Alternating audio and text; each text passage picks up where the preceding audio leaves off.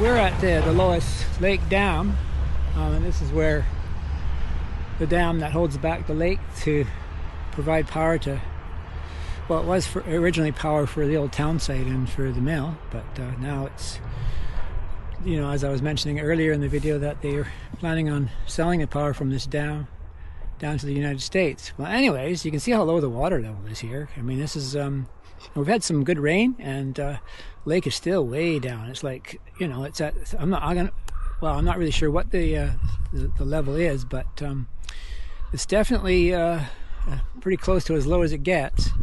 But yeah, anyway, so we're gonna now go to the Powell Lake Dam and see how they're doing over there. Another dam that is operated by the same company, and we'll see how that lake's doing. Yeah, I just didn't mention in the last video, but right below us down here, those are the spill gates. As you can see, they're on they're on dry land. You know, obviously no need for those right now, but these are the gates they would open if the lake gets too high. And you know, occasionally in the springtime, when there's a really good rain and there's a lot of snow melt, they'll open those, but it's not a very...